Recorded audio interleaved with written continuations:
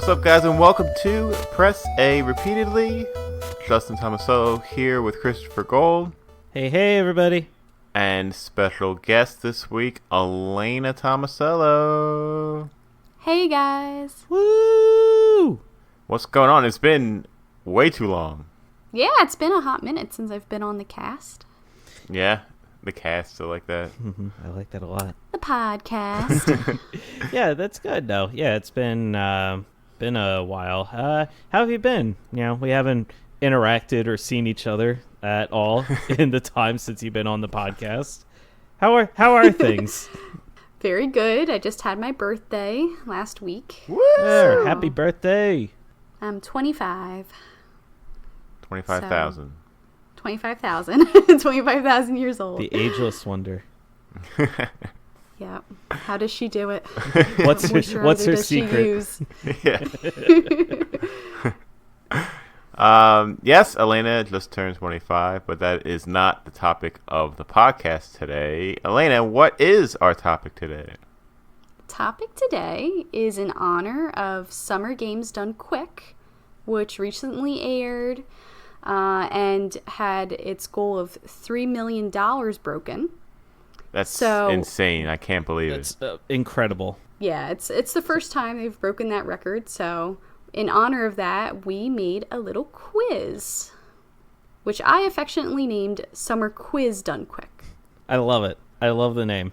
Yeah, so if long listening fans of the pod might remember, Chris and I have battled through a few different video game quiz time supremes over the past couple of years, and Chris, we're always playing for something in these. What are we playing for today? Pride. Glory. Chicken nuggets. There's actual prizes. Oh, actual chicken. Actual prizes. All right, what are we getting? All right, so everybody who's listened to the podcast before might know this, but I'll go over it for any new listeners.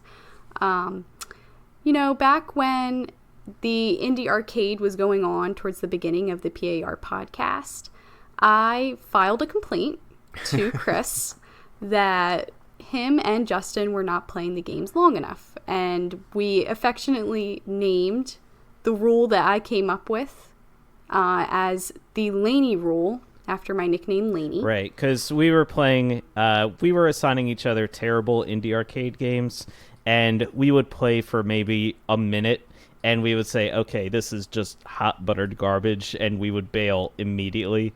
And Alaina, you insisted, no, we have to play those games for at least 30 minutes. 30 minutes Yes. is the rule. So after you lodged your complaint with me, we instituted the Laney rule. So now we have to play at least 30 minutes for every Indie Arcade game, no matter how good or bad the quality of the game is. Right. So the Laney rule makes everybody play the Indie Arcade game for at least 30 minutes. Now, today's quiz has two very special rules that can go into play for the winner and loser for a one-time advantage or disadvantage. Mm-hmm. So, I've come up with the Laney bail. These are all named after, legal things for some reason. And Laney bail is you only have to play the game of your choosing for 5 minutes. So the winner of the quiz will receive Laney bail, and if they get assigned a bad Indie Arcade game, they only have to play it for 5 minutes if they choose. But they only get to do this for one game, so keep that in mind. Right. The alternate, if you lose, you receive something called the Laney Law, and the Laney Law makes you play the Indie Arcade game for 1 hour. And obviously, the loser doesn't get to choose the game that they have to play for an hour. It would be the person giving the Indie Arcade game.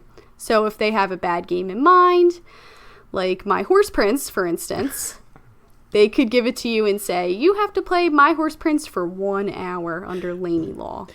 So the stakes here are high. I just want to interject real quick that would be cruel and unusual, even for a sadist like me who assigned My Horse Prince to Justin. That I wouldn't want to make you play that play that for an hour. I played My Horse Prince for a half an hour, and it felt like an eternity. No, that's not anything that anyone should have to be subjected to. So this is dangerous. This is a very high stakes game here. So that would also mean, like, going forward, we have to be not as much of an asshole to each other, because then Justin, you could turn around and be like, okay, well, guess what? I'm assigning you this terrible game, and I'm making you play it for an hour. So I don't want to have to deal with those types of shenanigans. So the quickest way for me to not have to deal with any of that is to win, is to kick Justin's ass here and now today, which is exactly what is going to happen. He's confident, but does he have what it takes? Survey says no.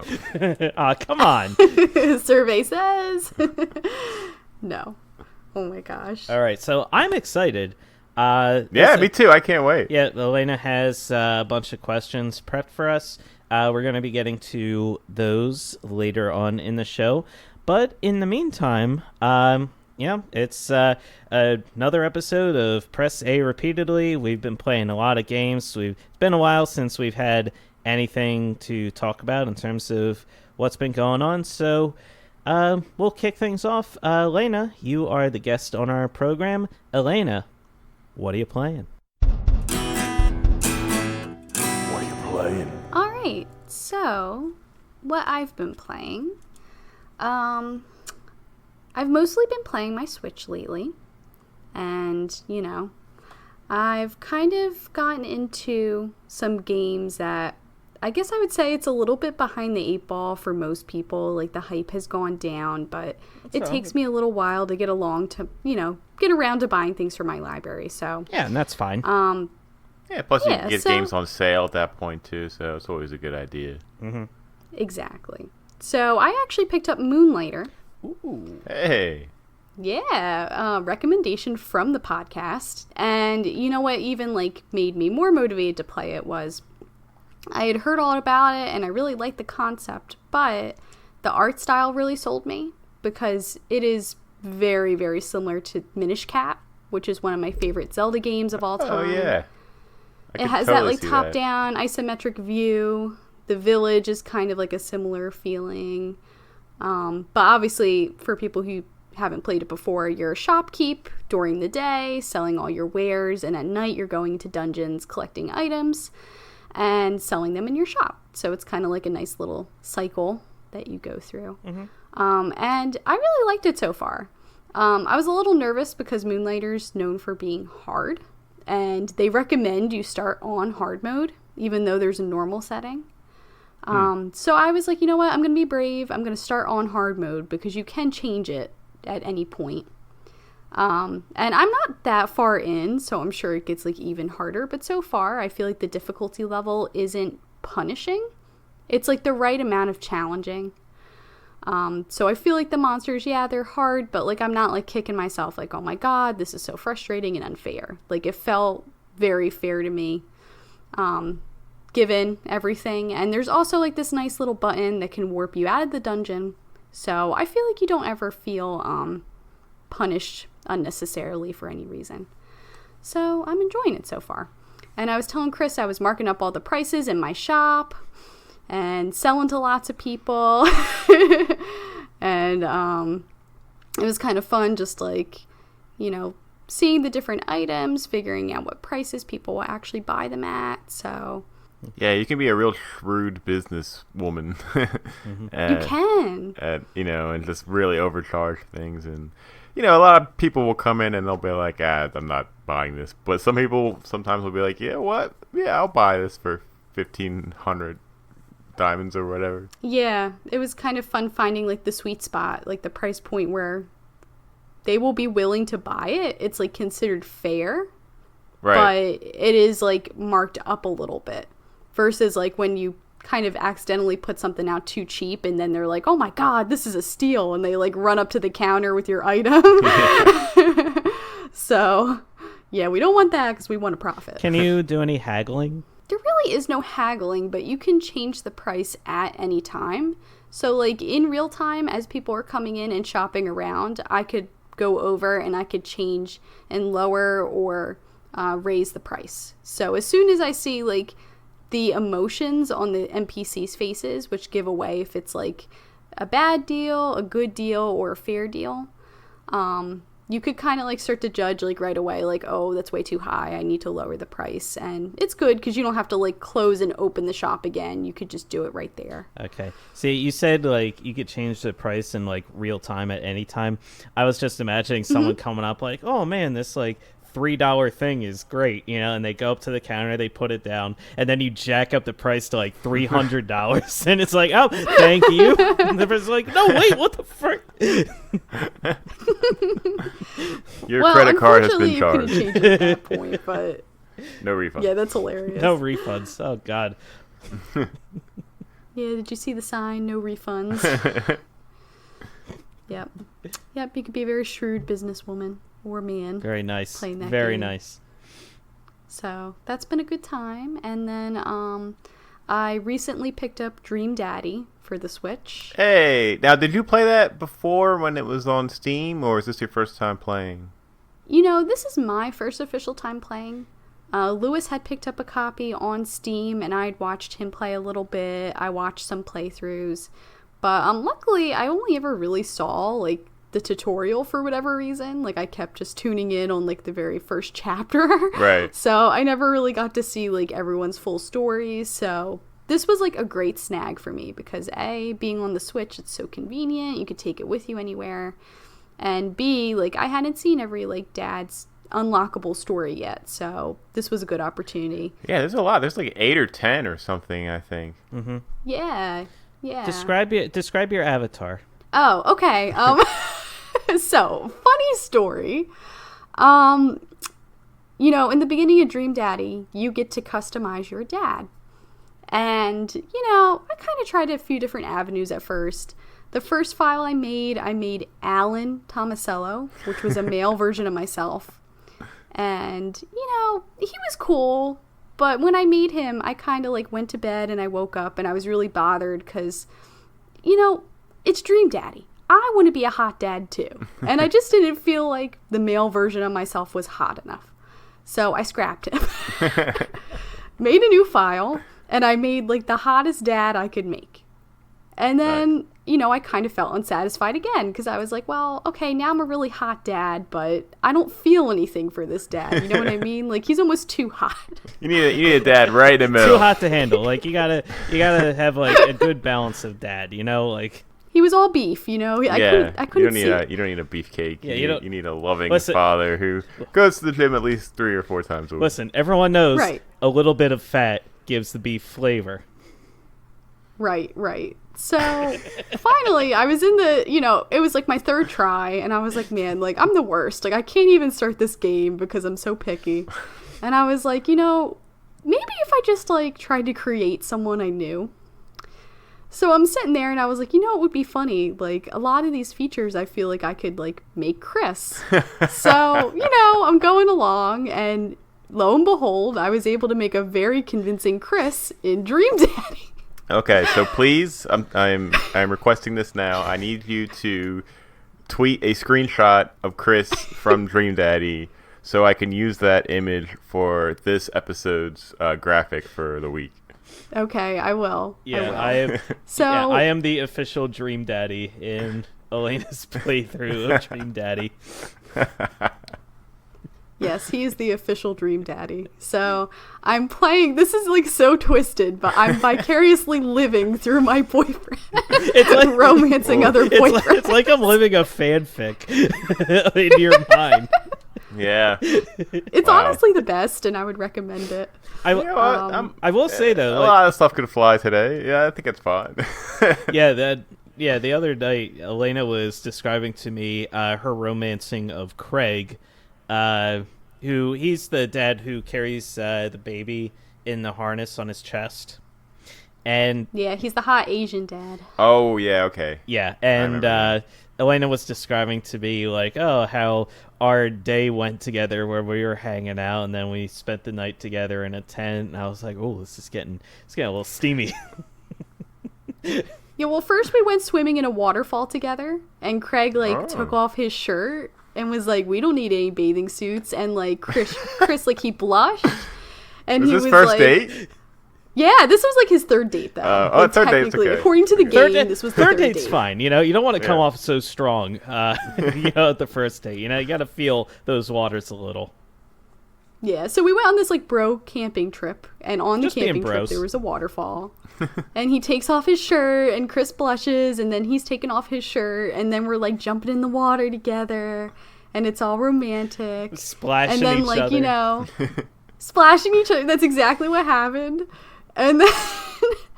And then, you know, went back to the tent. Craig made like a romantic fire and cooked. Oh. And then, you know, Chris and Craig went into the tent and, you know, only one sleeping bag. Oh no, they have to split a sleeping bag Oh, now. no. And then, like, you know, they were first like laying on top of it, but then, like, in the middle of the night, Chris got cold. So he started to like snuggle right up against Craig.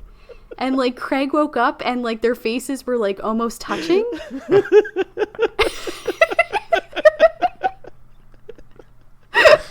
I love this. This is so. Yes. This is. And then they did kiss. Mhm. Oh, well, yeah, that's great. Yeah, see, we touched.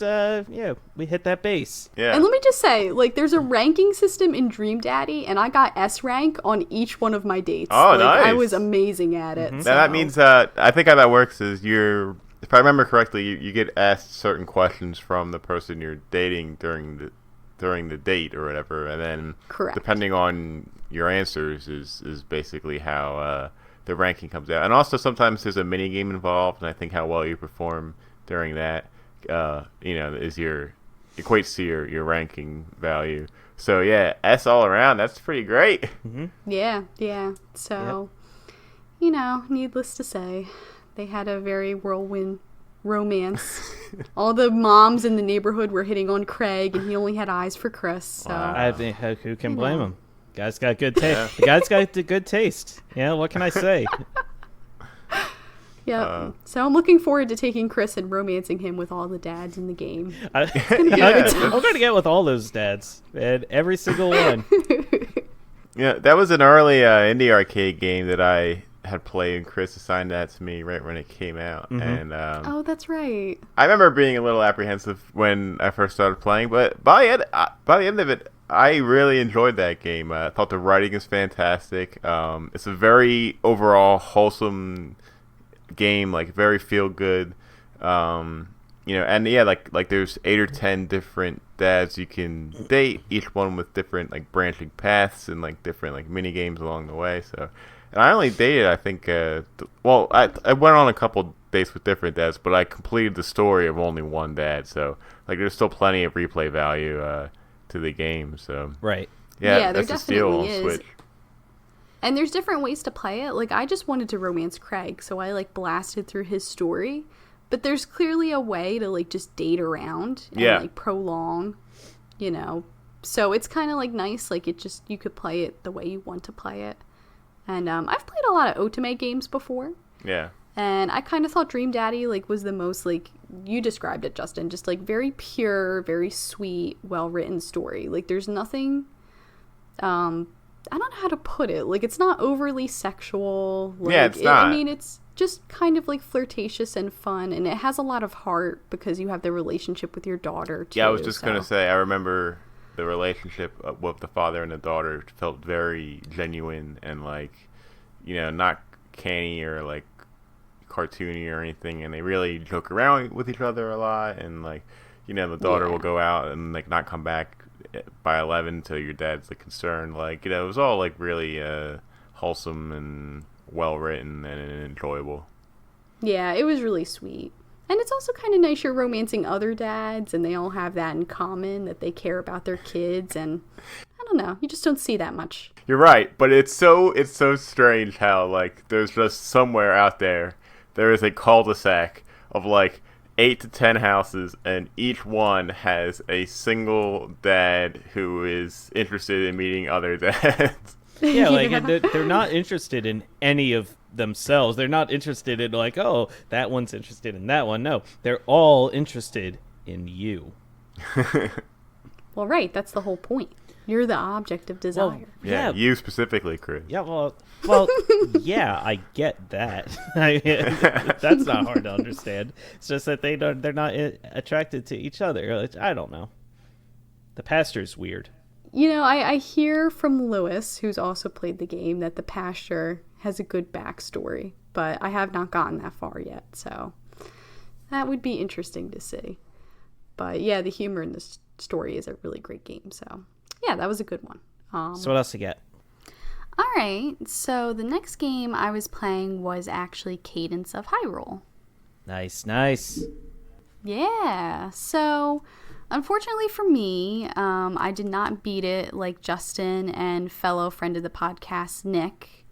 But I am pretty far into single player mode, and I've pretty much discovered the majority of the map. I would say about like 80% of it. And I know where all the dungeons are. It's just that the dungeons are kind of hard. So I made my way through the Lost Woods, and I'm kind of in that dungeon right now. But yeah, it's kind of a work in progress. Yeah, definitely. Yeah, nice. Yeah. So now, Cadence of Hyrule, it's from the same team that did Crypt of the Necrodancer. Yes. Yeah, Cadence of Hyrule, for those who don't know, is a spin-off of the Crypt of the Necrodancer series, but with Legend of Zelda. So you get to choose to be either Link or Zelda, and you get to play in the signature Cadence of Hyrule style, which is fighting to the beat of the music. And luckily for us, that gets to be the beautiful remixed Zelda soundtracks in the game.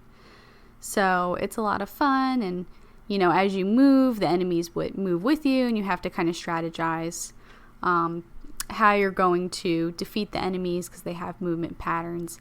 Actually, Justin, I think you talked at pretty good detail about this before on the podcast, right? Yeah, it's been so long since we had What Are You Playing? I don't remember if I did talk about Cadence of Hyrule, but yeah, as you mentioned earlier, I got it, played it as well. It's a game so nice, I beat it twice. Oh. I'll put it that way. Oh, you beat it twice? Yeah, I played through it with Zelda, and then I played through it again with Link. And great. Yeah, I echo everything you say. Like, I love this so much. I love the challenge of, learning how the whole system works. Like, in the beginning, I feel like it's a rare, it's kind of a rare occurrence where the beginning of the game is actually way harder than the end of the game, because yeah, that's true. Yeah, in true Zelda fashion, you start with 3 hearts, and you're just learning the mechanics of how this whole rhythm-based exploration / fighting system works. So, you're dying a lot to basically learn how to properly play the game. And it can be frustrating, so I can totally see how some people, might fall off it a little bit, or, struggle to get going. But once you get in the groove, it's awesome. I feel like, as somebody, I've played drums for a long time, so I like to think I have a pretty good understanding of rhythm with music. Once you get going and, just seeing how creative really it is, the whole idea of just kind of not only working in time with the music, but also studying the enemies and how they work in time with the music. And each enemy has a different movement pattern, and some move diagonally, some hesitate a minute before they move, some move 2 spaces at once, and once you start playing for a while, start getting all that down, you start moving in such a fluid succession of just blasting through levels, and you're killing enemies to the time and the beat of the awesome soundtrack. And I absolutely love this game. Yeah, it's really cool. Once you do it enough, you kind of have a little bit of what's it called? Just memory, without really even thinking about it. Yeah. Your hands, you're just able to move to the beat and, kill the enemies knowing their movement patterns without even thinking about it. But that learning curve at the beginning really is steep. Yeah, it's definitely. So you kind of have to just push through it. Yeah. Mm-hmm. I had not played Crypt yet, but I really want to. I think it's on sale, so I might pick that up at some point. Have you played that?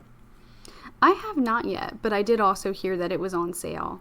I hear that it's also much harder because Cadence of Hyrule has a system where it's not permadeath. Like if you die, you still get to hold on to some items like crystals that you amass through the game, and those can get you different weapons.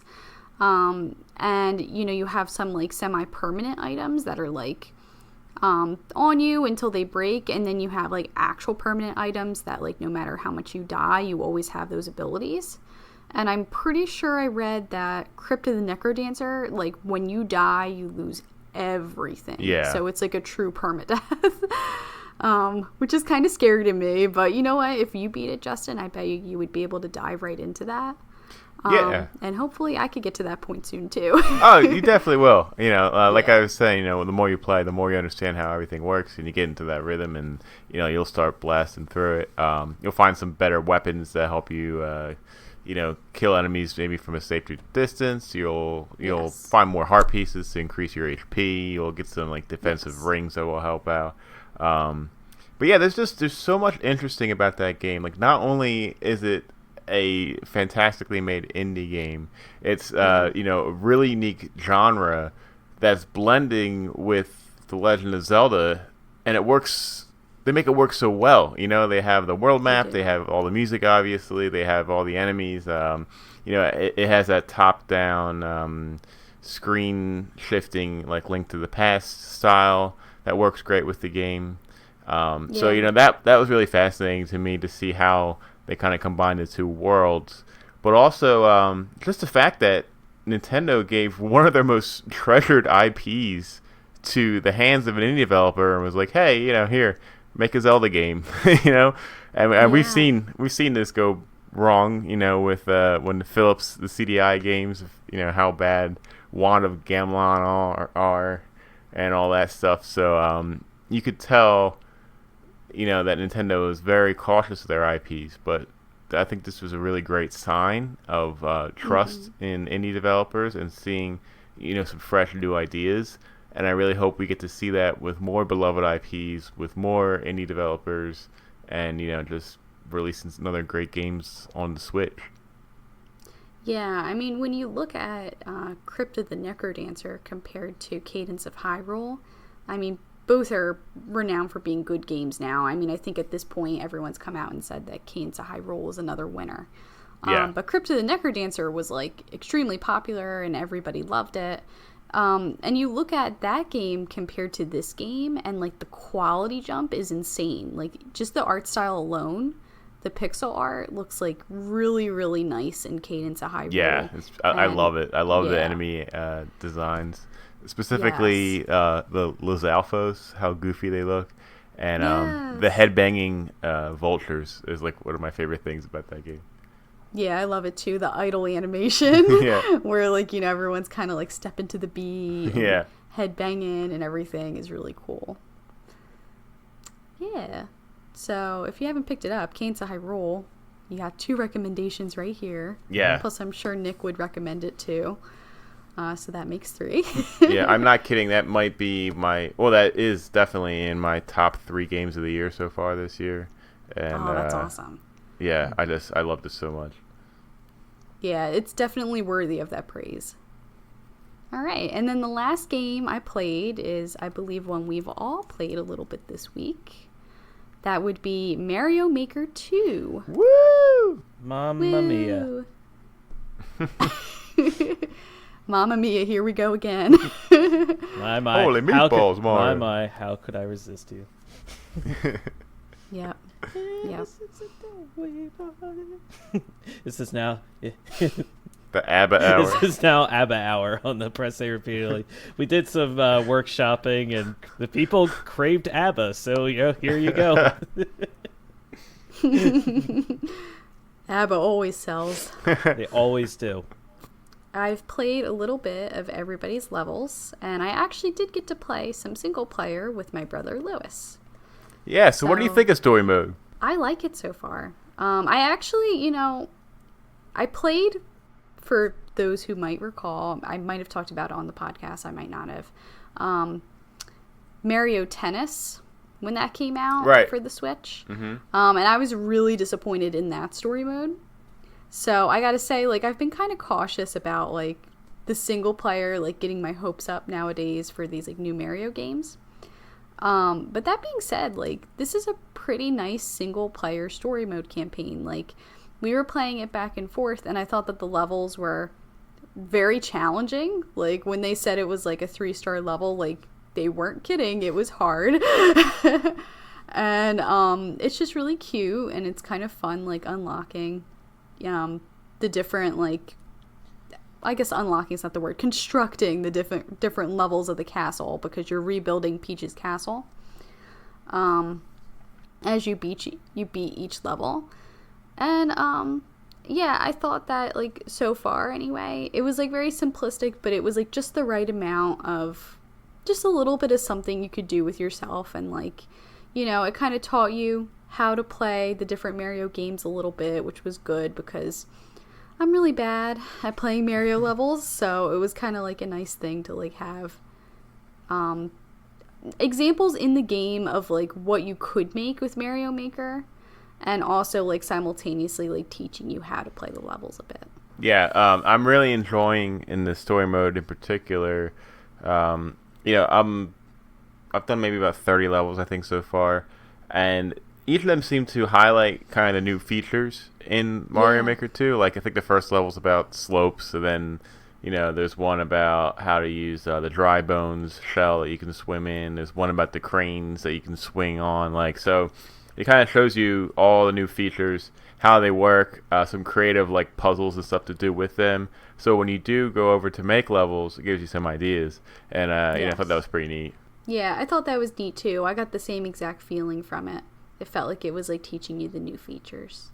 Yeah, and I really like the little overworld in between levels where you're just playing as Mario in his Mario Maker getup, and you're kind of running back and forth and talking to there's a Toad construction worker team that's building Princess Peach's castle, and you know, the writing's really witty. It's kind of like a Mario and Luigi style writing of, like, the Toads, like how they're slacking off or how they want to unionize or whatever. Like, it's actually pretty funny. And there's a lot of little, like, hidden secrets you can run to and find different people that will give you different levels to try. Like the Undo Dog, you know, he's kind of like the bane of the story mode because he accidentally presses a button that resets Princess Peach's castle, which makes you have to rebuild it. But if you go talk to him, he has a couple of specific levels that he needs you to do for him, and then you can find Mr. Eraser, and he has a couple of levels. So, like, yeah, it's pretty cool how this spread out like that. Yeah, I think it's really fun and creative. Like, they didn't, like, rehash exactly the same thing they always do. I mean, sure, it's still Mario, it's still Princess Peach, like, all those things are the same, but they added in those cute new characters that are, like, specific to Maker mode. Like, when you go in, like, Undo Dog is your button to undo the whole level. Right. The erasers, you know, Mr. Eraser erases, like, whatever you just built. So that's kind of, like, fun that, like, they personified those features and they're in the story mode and you're interacting with them. Yep, definitely. And, you know, making levels feels great as well. You know, I was a little curious because we weren't going to have the Wii U gamepad anymore, you know, how it's going to work on the Switch. And, you know, you can build levels with your controller while plugged into the TV, but that's a little awkward. So the other option is to take the Switch out of the dock and, you know, build using the touch screen. And interestingly, in anticipation for Mario Maker 2, Butch had ordered a 2-pack of really nice styluses, and he gave me one. Oh, that's nice. Yeah, it was really cool. So I tested it out the other day, and I made my first level, Desert Doom, which I believe you guys played, right? Yeah, yes, we did. What did you think? It was a good level. Yeah, it was definitely. It had a bit of a challenge to it. Not too much. Alaina, I think it was a little bit more challenging for you, I guess, perhaps, just because, like, I don't know. There were some tricks and things, Justin, that you and I are aware of because we've been playing the Mario games for all of our lives. But Alaina, you were not as familiar with the Mario 3 mechanics. So there were some things that were, I guess, a little tricky there. Yeah, for me it was a real challenge because I didn't know that I could like run and jump, and Chris is telling me like, oh, hold the jump button at the same time, and I'm like, how do I do that? So I was kind of struggling with that level, where I think the 3D World level I did a little bit better than Chris, so I guess it's funny like each person has their comfort zone. Yeah, but that's Lewis. That 3D level that Alaina just mentioned, that's one of the new modes that you have in, you had like new Super Mario Brothers style in Mario Maker 1, but now you have kind of a 2D version of Super Mario 3D World, the 3D Mario game that came out on the Wii U, where Mario can be in the cat suit. And friend of the show, current enemy of us, Lewis, made a stage that was in that style, and he called it Meowser Pro. This level sucks, not because it's terribly designed, not at all, far from it. It's beautifully designed. It's just brutally hard. Brutally hard. Let me tell you my problem with Meowser Pro, okay? And that would be that I don't think I beat Super Mario 3D World for, what was it, the Wii U? So I don't think I ever actually fought Meowser. So when I first saw him in the level, it was the first time I'd ever seen him ever. So I didn't know what he does, how he works, like, how to avoid whatever attacks he's possibly going to do. Right. Multiply that by 3 in an auto-scrolling level where there is lava all over the place and you're making tough platform jumps and you're just, Meowser would burst out of the flames and like horrifyingly in the background and like grab onto where you're standing, and like that's while there's one also in the background shooting fireballs at you and another one just like jumping and clawing at you. Yeah, it's a real recipe for mayhem. Yeah, because not only do you have to avoid all these Meowsers flying around and jumping around, you have to avoid their fireballs, which, since it's an auto-scrolling level, a lot of times those fireballs stay active long after Meowser has unleashed them. So you've got all these fireballs all over the place. You have to avoid the Meowsers, and you have the cat power-up in this level. You have to keep that power-up so you can climb up a lot of the little grates that are scattered all over the place. Otherwise, if you get hit and you lose the cat power suit, you're done.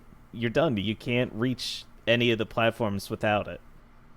So, yeah. Yeah, to be fair, he did put the cat power-up, 3 times in the level.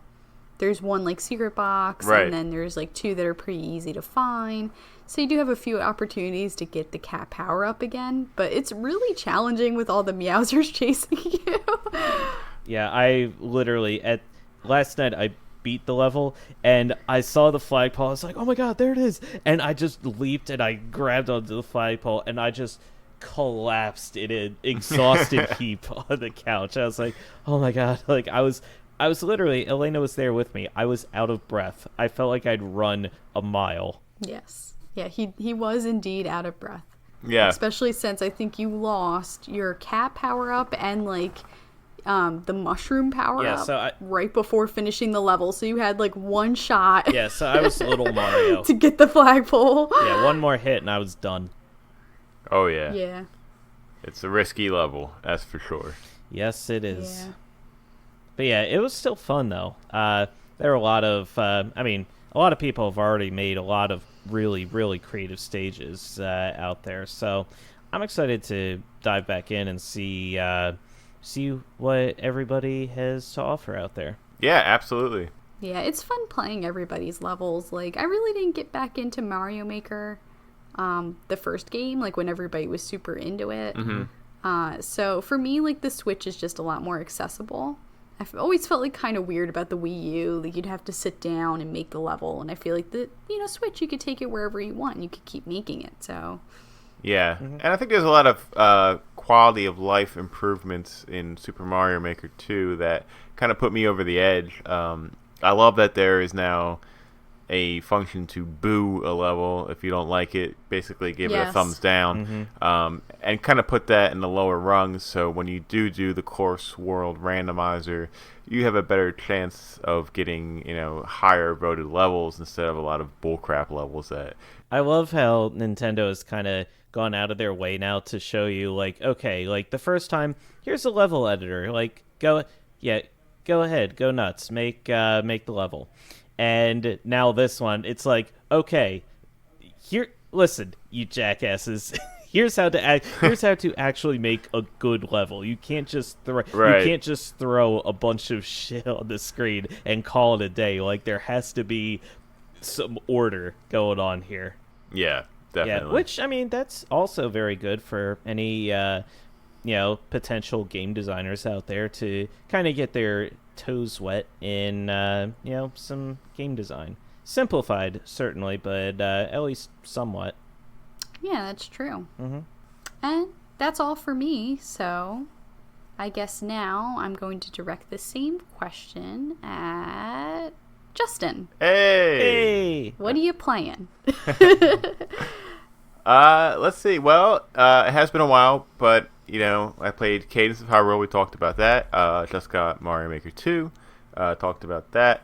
Another game I picked up a couple days ago was one I was really excited for, but I kind of forgot it came out. And then I was browsing the eShop and I saw it, and I was like, oh, I got to pick this up. And that game is Gato Roboto. Oh!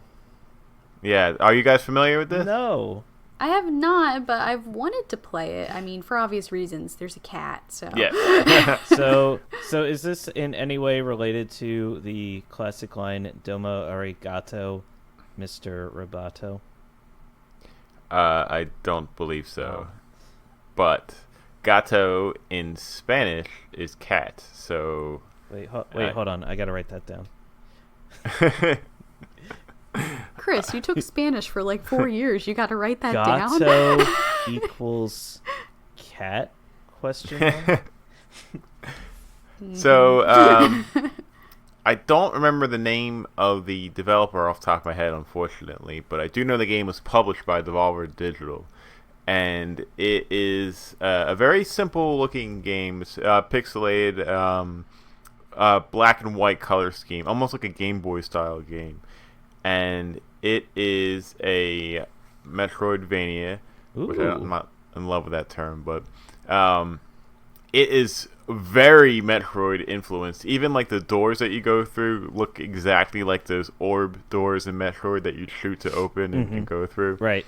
But basically, the story of the game is it starts off with a guy in a spaceship, and he's approaching an abandoned space station, and he is seeing that there is some activity there at the space station. Like, his radars are picking up activity, so he calls his commander, and he informs the commander what's going on. The commander gives him clearance to go ahead and investigate it. As the guy in the spaceship is about to input the landing sequence, his cat Kiki jumps onto the dashboard and hits the wrong button, and the space station, or the ship, crashes into the space station. Oh no. Now the hero, I guess, the astronaut or whatever, he's pinned in the crash and he can't move, but Kiki can, and Kiki leaves the boat, or at least the ship, and goes onto the space station. And due to a communicator collar in Kiki's collar, the astronaut can communicate with Kiki, and he tells Kiki, "Hey, there's a mech suit on this space station. So if you can find it, hop in there, and then we can explore this space station." And you go over a couple screens, and then you find the mech suit. So basically, you are a cat in a mech suit exploring a space station. And it's awesome. That's so awesome. That's great. Yeah, I just looked this up. The developer is Doinksoft. Doinksoft, that's right. 'Cause I remember how hilarious that name is. Doink That is an soft. awesome name. But Oh my god. yeah, so here's what's really great about this game is that it's very silly, obviously, but it's also a fantastic Metroid style game. Like, I'm loving it. Like, the exploration is great. The upgrades you find are awesome.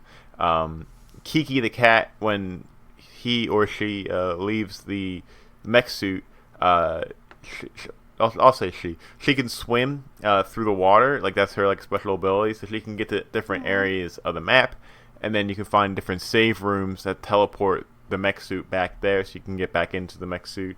Sometimes when you're in the water, there's a tiny little submarine that Kiki can go in and explore and fire missiles and stuff through there.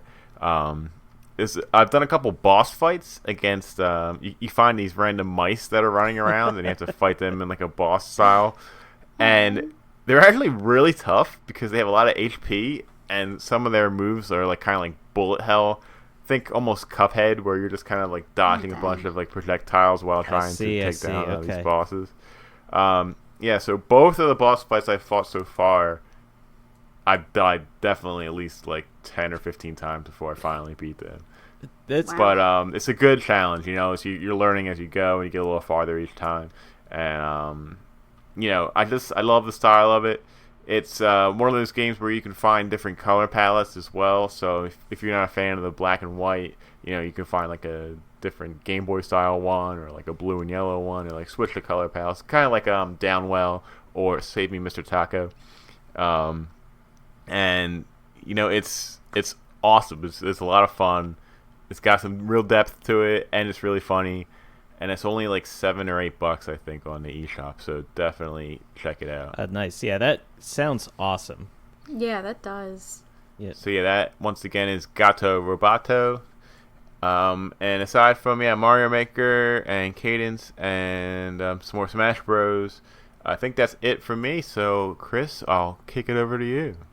All right. So I briefly played some Cadence of Hyrule with Alaina. Also, we did multiplayer mode together. Oh yeah, how does that work? I didn't even get a chance to try that.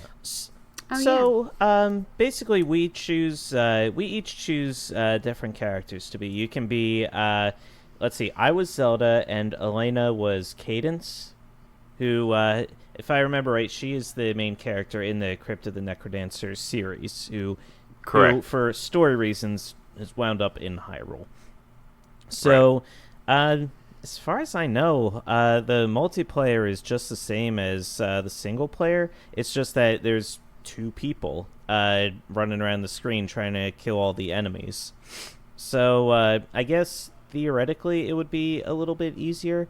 I was having a little trouble myself just with a lot of the mechanics because I couldn't get the timing down of how to of when to hit or when to move a lot of the enemies. I was getting a little frustrated with the experience, but I'm sure it was Elena's copy of the game that I was playing, so if I had more time with the game I could probably get more into a rhythm and try to figure it out as I go along. But yeah, It was like you said, especially when we first started out, it was challenging. It was not an easy game at the start. Yeah, I remember when I first started playing, I was like, am I going to have to adjust to this game? Because I'm really getting frustrated. But the more you go, and the more you start to understand. Right. Okay. Yeah, that's actually good to know. Yeah, and I could speak to this a little bit since I was playing with Chris and then I was playing on my own. And I also got to see a little bit of Nintendo Treehouse play. Okay. I know at some point in the multiplayer playthrough, you could actually come across Link. And I'm guessing you can unlock him and then you could play as both Zelda and Link together. But they start you out as Cadence and Zelda. Or Cadence and Link, you have to choose one. Right. And I think that takes you down slightly different paths. Yeah, I think you choose either Zelda or Link to start out with.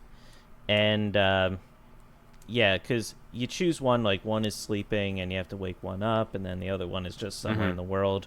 And I chose Zelda because I'm always playing as Link, and I'm I want to get a chance to play as Zelda. Yeah, that was my thought process. Same. Yeah. Yeah. So let me give Zelda a spin. So yeah, that was really cool. But yeah, like you guys said earlier, I love the art style. The soundtrack was friggin' bopping, man. It was really great. Just honestly, just listening to it. Yeah. So yeah, Cadence of Hyrule is really really fun time. Is there like when you're doing co-op? Is there like a leader basically that picks which direction you're going to go? Like, you know what I mean? Like if you want to go to the screen to the left, would that be like Alaina's call to make? Basically, whoever leaves a screen first forces the action to a new screen. Oh wow. Yeah, so if you're like exploring and then the other person's like, all right, time to move on, you just move to the next screen and the other person be like, no, wait, there's a thing, but doesn't matter. Like, they're automatically yanked to the next screen. That could be a little tough. Yeah, but on the screens themselves, you are two different people. So right. like, we can move independently of each other. It just so happens that when you travel to like the next, left, right, like whatever direction you're going, you get yanked if you're left behind and the other person's already like moved on. Right. Cool. Yep. So let's see. Yeah, I played Little Mario Maker 2. Let me see. So at E3, there were a lot of new games announced, a lot of games that were announced like, hey, we're just dropping it right now. It's, go get it. And probably the most high-profile game that was dropped that I wound up picking up was the Collection of Mana. Oh, yeah. Yes. So I wound up getting the Collection of Mana, or is it Mana? Who cares? And that is the collection of the first Mana game, then the second one, which is Secret of Mana, and then there was the third game that was, up until this point, Japan only, but they decided to release it for everyone to play now, and it is the Trials of Mana. And that's the game that I was playing. I decided, you know what, this is a game nobody outside of Japan has played up to this point. Let me give it a shot. So, yeah, I plugged in Trials of Mana, and I gotta say, man, this, like, I don't really understand, I guess, like, initially playing the game, why this wasn't released internationally, because this game's pretty friggin' awesome. Like, it's like classic old school JRPG. It's got all the classic 16-bit Super Nintendo style graphics, the sprite work, and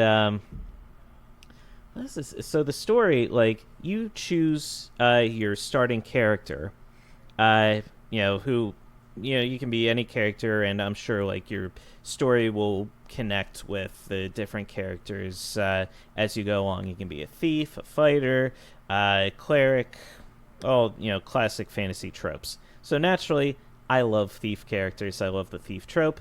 I chose the thief. And then you get to choose, okay, here are, there are a couple sidekicks that you can take with you. So I chose, I'm a thief, which means I'm physically weak. I chose the cleric, and I chose, I think it was a fighter character. So that's my party. It's going to be the thief, cleric, and the fighter. So I started out with the thief, and, there's like, you live in a kingdom of thieves, and some evil woman has come in, and she's influencing the king negatively, and she's trying to take over the kingdom. So you're exiled, and you're trying to like stop her somehow. So I'm like, okay, this is pretty cool. Like, the writing was really good. The drama of it was really interesting. Like, it was the game came out in Japan in 1995, but it was still like a pretty compelling story as it was right now. Like, the characters, it did a good job of getting me like invested in the characters and invested in the story very, very quickly. And so I'm journeying through the story, like I'm fighting everyone, and it's like Mana style gameplay. Like, enemies are on the screen, you attack them, and you go back and forth, and you wind up winning, you level up, etc., etc. I get to this cave system, and I see somebody dangling from the edge of the cliff, like, help me, like, oh, you there, please help, please help me. And I'm like, okay. So I go up and I pull up, and it's this little girl, right? It's this little girl with giant clown shoes. The shoes are literally sticking out longer than she is tall, and she's got a big old like doopy hat. She's wearing clothes that are like way too big for her, at least by 2 sizes. Girl has to be like maybe 5 or 6 years old. And Justin, she literally, like, all of her dialogue is like, "Oh, Misto, thank you so much for saving me. I was falling down that cliff, and if you hadn't come along, I would have been a gono for sure." And I'm like, okay, all right, let's get you back to your home. And she's like, and it's like, "Oh, you look like you're hurt. Here, let me help you." Justin, she's my cleric. She's the cleric in my party. I have to keep her. So now I'm literally lugging around this kindergartner who's speaking to me in like little cutesy talk the whole time, and I'm just like, oh god, this is friggin' torture. Dang, like, that's rough. Yeah, so I'm still having fun with the game. It's not a walk in the park by any means. It still presents a good challenge, but yeah. So I'm still having fun, but I wish I had known what the cleric character was going to be like before diving in. Well, that's what you get. That is what I get. I will also say the menu system is a little confusing to navigate. I don't know how to equip different things or use different items in my menu system. It's a little confusing. It's not very intuitive. That's really my only other complaint with the game. But so far, it's pretty awesome. Yeah, I definitely recommend it. That was Trials of Mana, and that is also going to do it for me. But Justin, that does not do it for you, because I know you've got one more game to talk about, and that is this week's Indie Arcade. Indie Arcade. For those of you who may or may not remember, the last time we had the Indie Arcade segment, I gave Justin the game Dragon, a game about a dragon, to play. So, Justin, I only have one question to ask about this game. Is it about a dragon? It is indeed about a dragon, Chris. In fact, it's about 2 dragons. Ooh. 2 dragons? Because the story goes, it is a dragon living with his girlfriend. Oh. And the girlfriend dragon gets kidnapped by the king of the village, the mage, and somebody else. I don't remember. Oh no. And their reasoning is there are already too many dragons in the world, and basically he does not want these 2 dragons to have babies and make more dragons. So he kidnaps the girl dragon and leaves the boy dragon to stay at home and watch his trashy daytime TV, which is what he does to spend time, I guess. It's a little weird. As we do. Yeah. As we all do.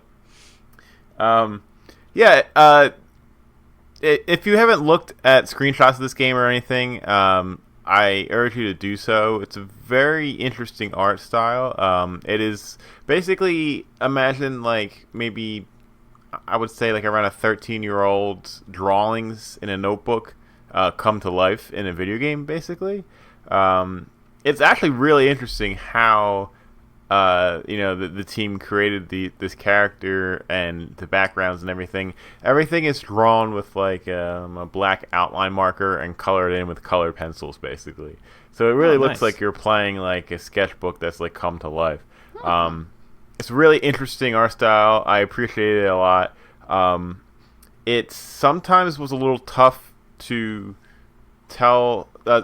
differentiate backgrounds from foregrounds and stuff like that in this art style. It kind of got lost a little bit, so there were some issues, but overall it was unique and kind of fun to go through. Okay, nice. Wow, that's good. Yeah, I would guess that the head creator of this game is probably like a teenager because there's a lot of humor to the game, and some of it's funny, but also some of it kind of just runs on a little bit too long, and it's probably really funny to the person that wrote it, but people that playing might not have the same sense of humor. So it can be a little corny at times, but I was laughing at sometimes as well. How the game works is it's a side-scrolling platformer game, and it really does feel like something that would have come out on like the Super Nintendo during that era. The music is really great. It has that same like 16-bit style. And the way the game is laid out is like there's a world map, and you kind of move from like stage to stage, and it'll be like Green Gardens level 1, Green Gardens level 2, and you kind of go through the world map, and each area has like a boss fight at the end, and the boss fights are actually really intricate and well done, and kind of difficult. I beat the first one, and I got stuck at the second one, and that's where I stopped playing. I put about an hour of playtime into this. Wow. And it's really. I was pretty open to it because you could see where they were going with it, and it definitely has some nags to it where maybe movement feels a little sluggish, or hitboxes might not feel 100% exact, or that problem I was describing earlier with the backgrounds and the art style. Right. But you can see the sense that they were building for this platforming game. It's got some really interesting mechanics. The dragon breathes fire to attack, and he can find new upgrades to change the type of fire that he breathes. Like he has regular fire, or he can have an electric breath, which can stun mechanical enemies. I think there's like all the different elemental kind of breaths you can get. He also has a claw attack that's like a close range attack against enemies, and he can do a cool hover with his wings, kind of reminiscent to Princess Peach's hover in Super Mario Bros. 2. Oh, nice. Very And cool. you can find upgrades for that to make it last a little bit longer to get across different areas. There are other items and upgrades you can find that maybe bring up your defense a little bit or something like that. So all the elements of like a pretty cool platformer / little tiny RPG elements are there, and it's actually like a really interesting game. Like I said, it still probably needs a little bit of ironing out. I wouldn't call this a bad game. I'm certainly enjoying it. But it does need some more polish to get to the point where they wanted to. But overall, I was impressed, and it was only $5. So if you're interested, just pick it up and play a couple levels. The controls feel really good, and there were times where I really did feel like I was in that Super Nintendo era. Like running a game, a platforming game, like a Joe and Mac or something like that. Just kind of give me flashbacks to that feeling. Plus, it has that very unique art style that you can check out. I was trying to find more things I didn't like about it, but I think the only thing that was kind of the underlier here was that I just wish that the whole thing was just a little bit more polished, and I think it could probably make a more fun experience if they could kind of spend a little bit more time to get everything to feel just right. But yeah, like I said, I was impressed a lot, especially at some of the bosses. The one I was on that I got stuck was these two zombie brothers that you have to fight both at the same time. And you basically fight one on the ground level as you, while the other one is flying overhead, like shooting projectile attacks. Oh, and they kind of switch, like, so you work on one, get his health down a bit, and then they switch, and then this brother has a whole new different moveset you're not used to, and then the other brother is like shooting new projectile attacks you haven't seen, and they kind of keep going back and forth, and it's tough. Like, it's a tough fight, and I probably could get past it if I keep playing, but right. Yeah. Yeah, I don't know, it's interesting. I was impressed, and you can kind of tell the creator, if it is what I'm assuming is a younger person that made this game. You can tell what kind of games that they're fans of, what's influenced them, and you can see, what they're building towards, and they probably are in store for some pretty cool stuff down the line. All right, nice. That's a much more positive review than I thought it was going to be going into this game. But yeah, sometimes you find some diamonds in the rough. Yeah, me too. I thought this was just going to be a straight up bad game, but it's not. It's definitely got a lot to it, and I think they were pretty close to getting it to a really solid point. So yeah, definitely check it out. It's $5. All right, nice. Dragon Nice. game about a dragon. Okay, so it gets the oath seal of approval. Yeah. All right, so the next this part of the indie arcade. Chris, Steam is currently having the Steam Summer Sale. Mm-hmm. We're in the tail end of it. There's only a couple days left, but I wanted to get you something that was a nice value, Mm-hmm. which I did succeed on finding. That's good. I'm glad to hear you found something valuable. This is also a game that I have been meaning to play, but just never got around to. Oh. It is also a overwhelmingly positively reviewed game. Oh boy. I think you might have heard of this game, but if not, you're in for a treat. Oh boy. Chris, your indie arcade is Slime Rancher. Oh, Slime Rancher.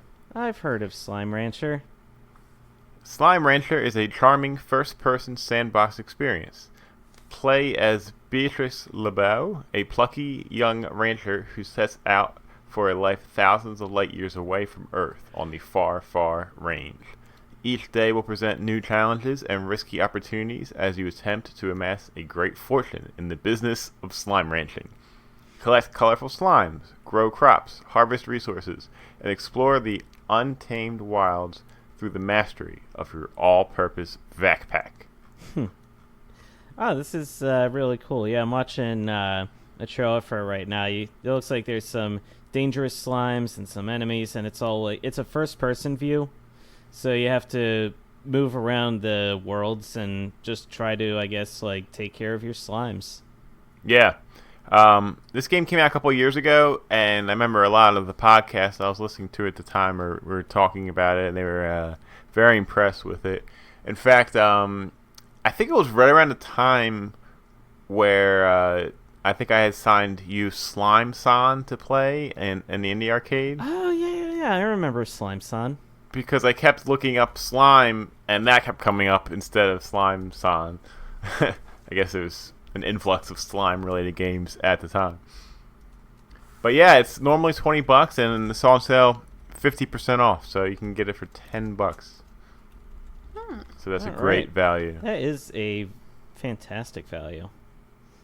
All right, Slime Rancher. This is awesome. Wow, what a rare treat from you to me. Yeah, so I hope you enjoy it. Again, this was one that I wanted to play. It's got great reviews, so I have no doubt that you will enjoy this experience come next episode. I love the art style too. It's it looks like it's just got a very unique style to it. Yeah, definitely. Yeah. And just the whole gameplay sounds very unique. Like a first person rancher game. Mm-hmm. Yeah, no, this looks awesome. Yeah, I love the look of it. I like I don't know. I like the concept. It looks cool. Yep. Indeed. All right. So that is Slime Rancher, and that is Indie Arcade. So what do you say? We all take a real quick break, and when we come back, we are going to have our summer quiz done quick, where yours truly will be crowned the winner and champion. I'm so excited to beat your ass.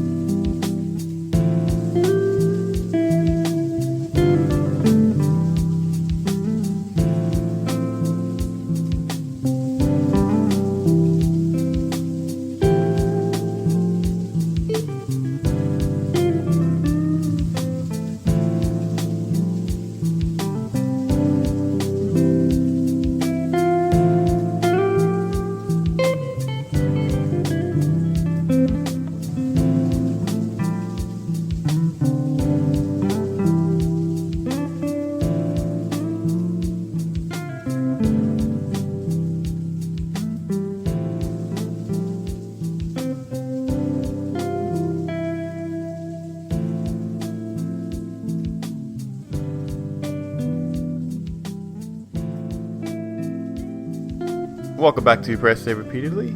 Justin Tomasello here with Christopher Gold and special guest Alaina Tomasello, who is about to hit us with a quiz. Yes. So we're here for our first official Summer Games Done Quick inspired Summer Quiz Done Quick. Love that play on words there. Yay. Yeah, I really do like that. Yeah, Summer Quiz Done Quick. And, of course, this is in honor of Summer Games Done Quick, which not only, it surpassed the record that was set, I think, at AGDQ, which was a little under 2.5 million. Yeah. Which I think that was the first time it even broke 2 million, period, at a Games Done Quick event. This one broke 2.5 million, and then it broke 3 million late into the night, just after they finished the whole thing off with Chrono Trigger, which was a fantastic run in and of its own right. And then the fact that they actually hit 3 million, I was blown away. What an amazing event. The Games Done Quick events, AGDQ and SGDQ, remain my favorite events of the year. They just, nothing beats them. They're so good. So wholesome and for a great cause. Summer Games Done Quick donated a lot of money to Doctors Without Borders. And Chris, what's the other donation they have for AGDQ? Sorry. Well, AGDQ, I believe, donates to the Prevent Cancer Foundation. That's right. So just the speedrunning community has generated millions of dollars of donations over the years for a lot of fantastic charities. I remember they threw together a real quick and on very short notice charity run for Hurricane Harvey victims a couple years ago. And they generated hundreds of thousands of dollars for hurricane relief then too. So they have shown with Games Done Quick events that they can go above and beyond to really help out a lot of really worthwhile charities, and I just think it's fantastic. That it definitely is. But now, in honor of the show, we're going to have a very fantastic quiz. So I hope you and Justin have braced yourselves. We're going to start with flipping a coin with my trusty flip a coin Google search. And I need you both to call, well, I guess one of you call heads or tails, and we'll decide who goes first. I'll call tails. All right, it's tails. Okay. Yeah. Got it. Which means Justin gets to go first. All right. All right, so the way this quiz is going to work, the first 15 questions are multiple choice, and I will read those choices to you. After they're read, you have a full minute to answer. And then the last 15 questions, and this is going back and forth between Chris and Justin, mind you, are going to be purely, you have to know the answer and you have to guess it within the minute. If you don't guess it, then you don't get the point.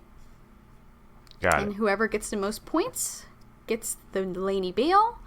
Whoever loses gets the Laney Law. All right. Everybody ready? Yep. All right, Justin, you're first. Okay. Question number 1. What was Mario's name in Donkey Kong? A. Jumpman. B. Mr. Plumber. C. Mario. D. Junpei. I love Mr. Plumber, but I'm going to go with A. Jumpman.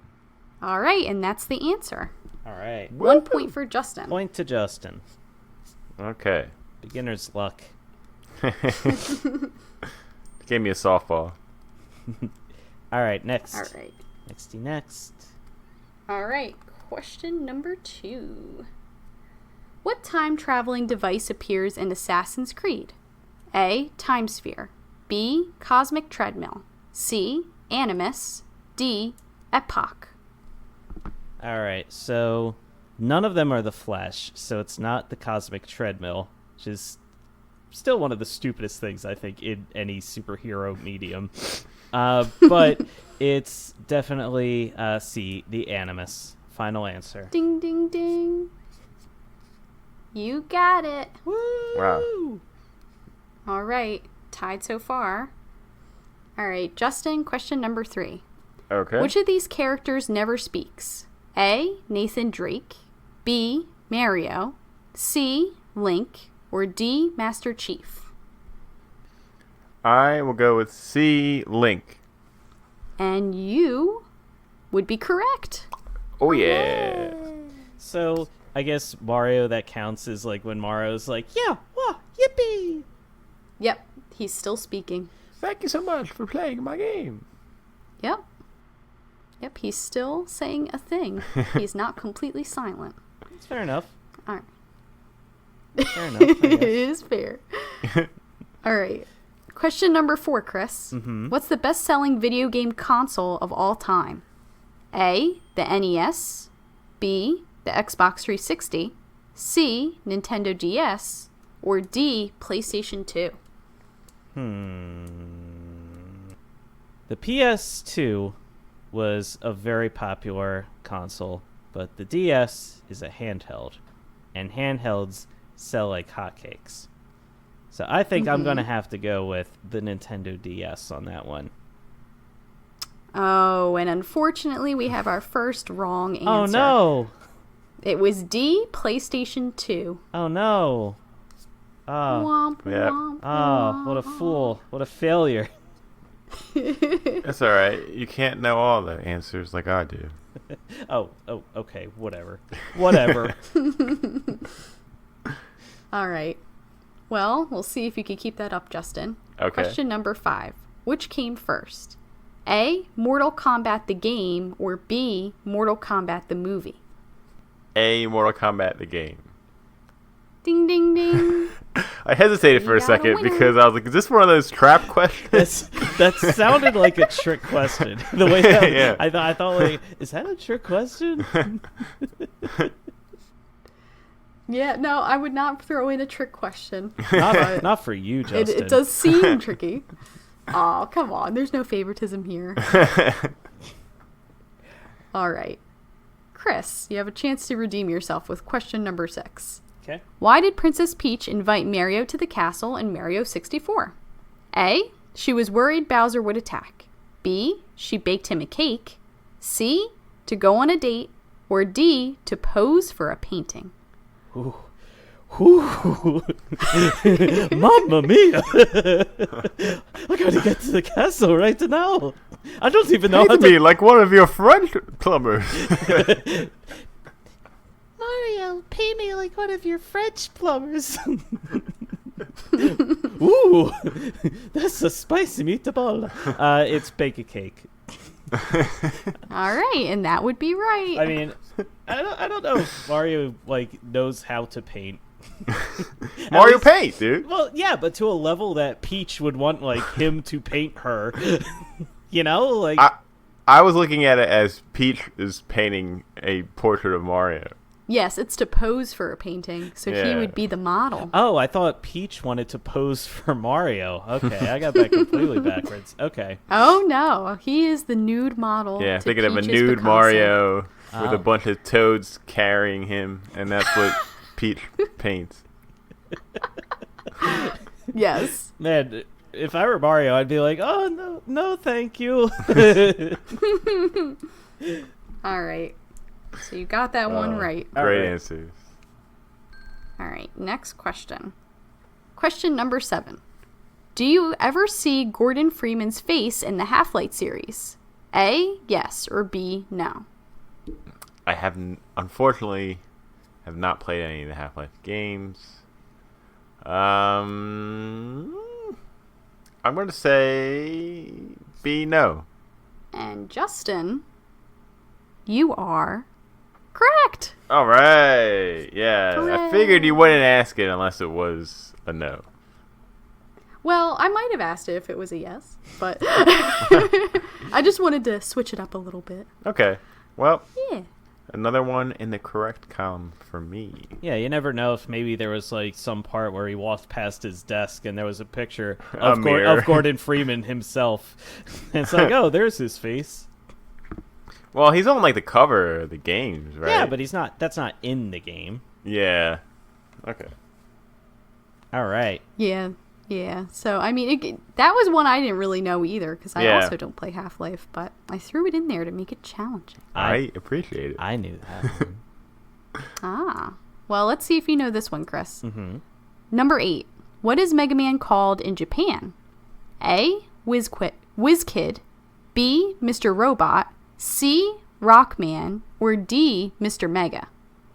Well, Rockman doesn't sound right, so that one's out. That sounds like one of his enemies. Mr.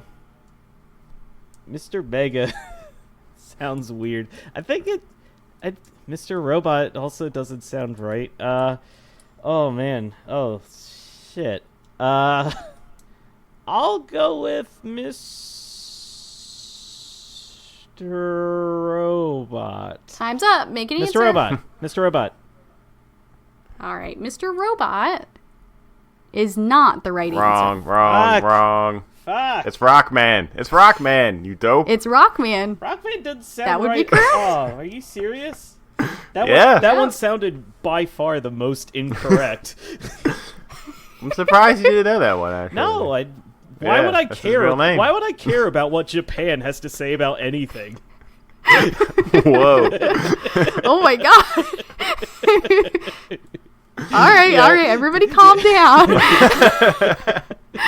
Podcast just takes a quick swerve into far right politics. You know what?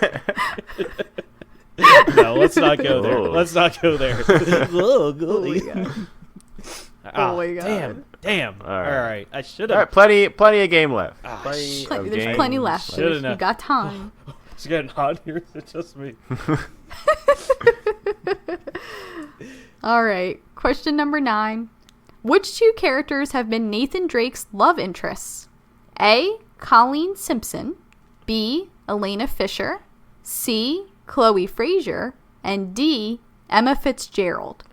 So, Justin, you have to pick 2 of those multiple choice. Oh.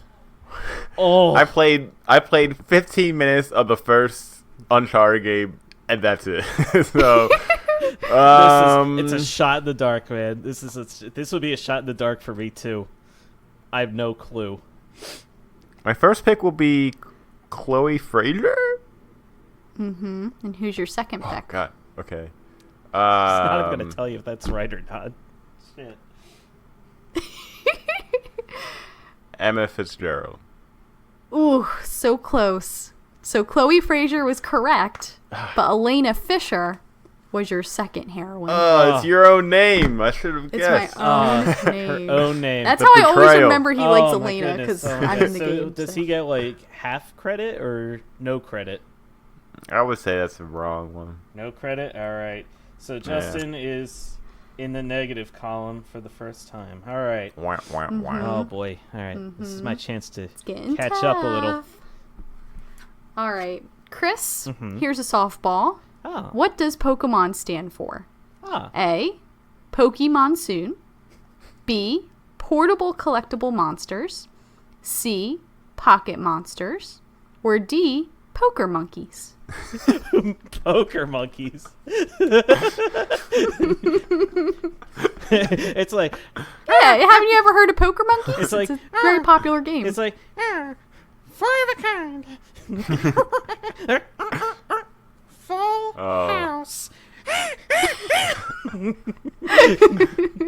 I love that. oh my god, it's pocket monsters. All right, that's correct. What was the first one? Pokemonsoon? Yes. Yeah, I love it. Pokemonsoon. What is Here comes the Pokemon soon! Rah! I don't even know what that noise would be. Sounds horrible. It sounds terrifying. All right. All right, we're 4-3. All right. Chris, you're catching up a little. Ooh, you feeling the heat? All right, you feeling the Justin. heat? Breathing Little down bit, your neck. little bit. Breathing down your neck, buddy. Let's face it, you needed that softball. I really did. I desperately did. All right. All Moving right. on. Number 11. What was the first video game console? A. Magnavox Odyssey. B. Atari 2600. C. Intellivision.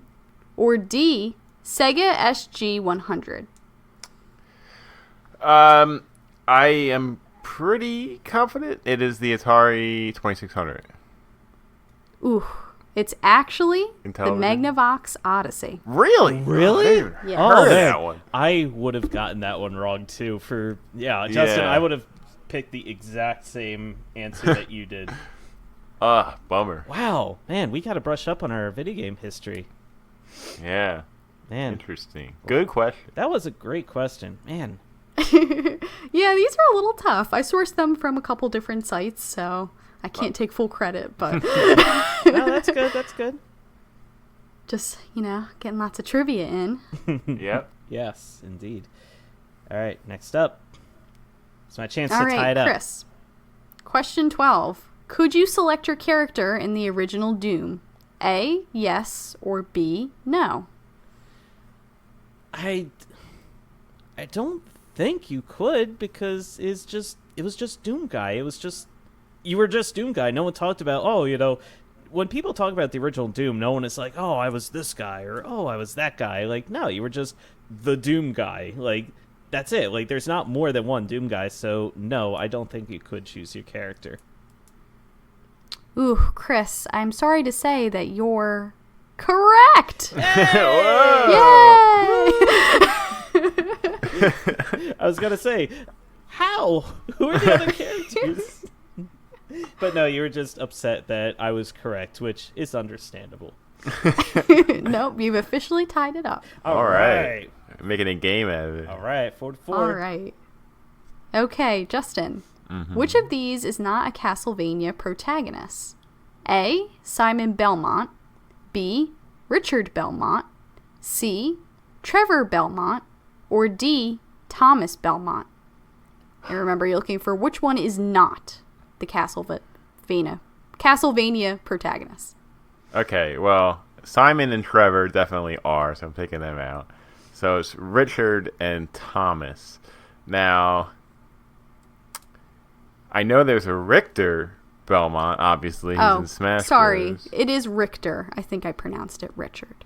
Oh, okay. Well, then, that being said, the correct answer is Thomas Belmont. You're right. Yay! Sorry for butchering his name. Curse your pronunciations. I love Thomas Belmont. He's like the fat brother who never really has to do anything, and then he has to go outside and save the world for once, and he's just very grumpy about it.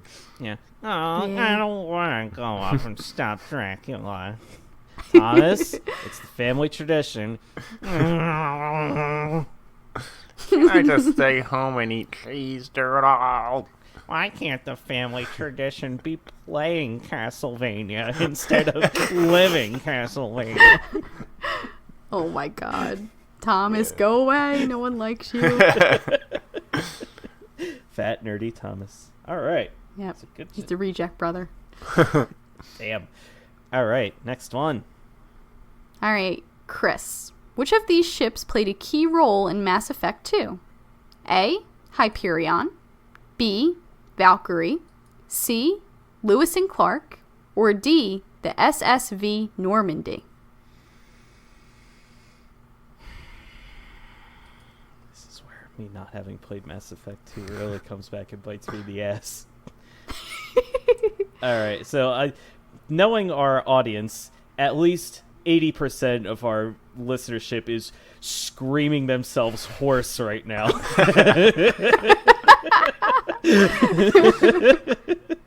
I am not looking forward to these emails. All right, so I'm gonna go with the first one. The first one you said. I don't remember what it was, but A. All right, so A was the Hyperion, Yes. and that is not correct. Is the Normandy, right? Yep, it's the SSV Normandy, which was D. I see. And it's funny that you have Lewis and Clark as one of your answers, because that is the ship from Event Horizon, and I just watched that yesterday. Oh, Oh, really? Yeah. I didn't even realize that. Mm-hmm. that's interesting trivia. Yep. All right. Well, There we go. Another yeah, factoid. parpodcast@gmail.com. Send your emails there.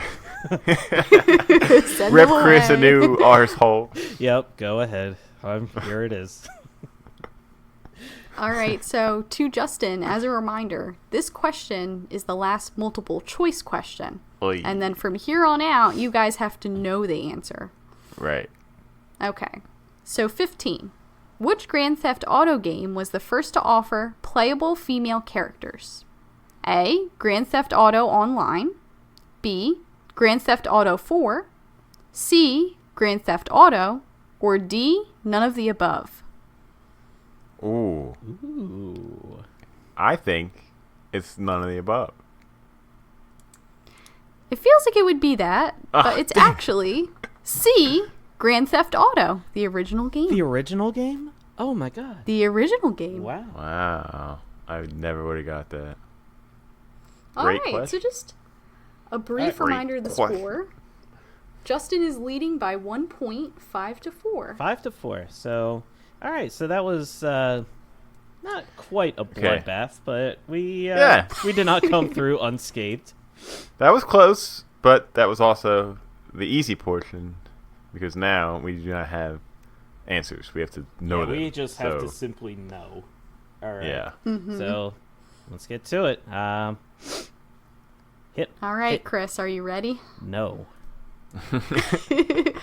What is the name of the fictional archaeologist in the game Tomb Raider? Lara Croft. Yay! All right. You got it right. See, Seriously? that was easy. That was good. I thought this was going to be hard. This isn't hard. She's just getting started. Give her some I'm time. just, yeah. Just warming up. just getting you comfortable. All right. All right. Justin, Mhm. how many rows of aliens are at the start of a Space Invaders game? You lead off with who's the archaeologist in Tomb Raider, and then how many rows are in Space Invaders? That's such a jump in difficulty. That's such a steep climb in difficulty. Hey, don't underestimate Justin's intelligence. He might have this. That's such an obscure thing to just know. Row is horizontal, right? Yeah. And column Yes. is vertical? Yeah. Yes. 6. Okay, that was so close. It's actually 5. 5. Oh, that was going to be my other. Ooh, Wah. almost Ah. had it. Okay. All right. That's Good all right. guess, though. That's Really fine. good guess. I'm not angry. I'm not angry.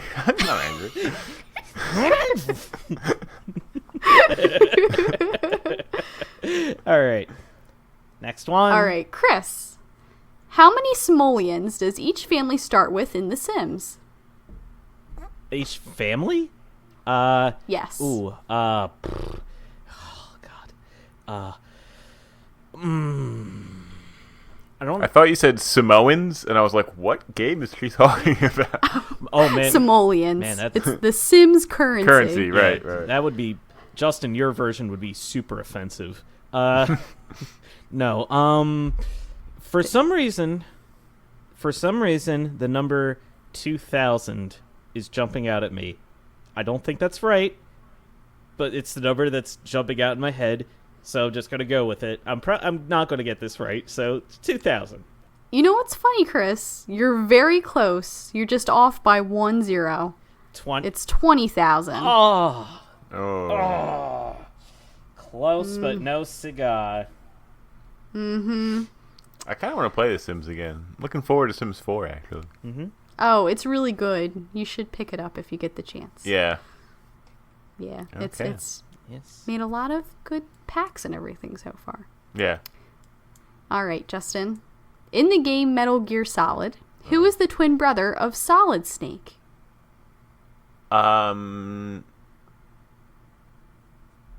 Is it... Oh, I'm not 100% sure on this, but is it Liquid Snake? You're right. Yay! Ding, All ding, right. ding, ding. Yep. Cool. And they don't talk about their third brother, Gassy Snake. Yeah, they leave him behind for obvious reasons. I could be stealthy, guys. Yeah, Silent but Thomas. deadly. Him and Thomas Belmont have their own game together. Yeah, they play MMOs together online. Oh my god. All right. All right. All right, so second Chris. half is tied 1-1. Yeah, it's tied again. Let's see if you can get this one, Chris. All right. What color is the Ring of Death on an Xbox 360? It is the red ring of death. I remember when that was a big news story, and pretty much every 360 seemingly was dealing with it, and it was the worst thing ever. Yeah, the red ring of death. It's red. Good job. Just waiting for you to get through it. I said it so many times. It is red. Yeah, I bought a 360 online from somebody once, and it worked for a day, and then the next day, it got the red ring of death, and I was able to return it and get my money back, so that's nice. Oh, I'll never forget hearing a blood-curdling scream come out of Lewis Oh, no. and entering the other room to find that it was just the red ring of death. It's like the ring is blinking, and Lewis is just, like, on the ground, like, in, like, a dead pose. He was so upset. Yep. A lot of people were upset. That was a bad time. Yep. Yep. Kids nowadays might not know, but it was a very problematic time for all of us Xbox 360 owners. All right. All right. So, Justin, Yes. how many bits was the SNES? That was a 16-bit console. You are correct. Hooray. All right. You guys are doing very good. Thank you. All right, Chris. What iconic video game character started as a simple placeholder? What iconic video game character started as a simple placeholder? A placeholder. A placeholder. You only got a minute. I'm aware. Let's see. What video game character started as a simple placeholder? It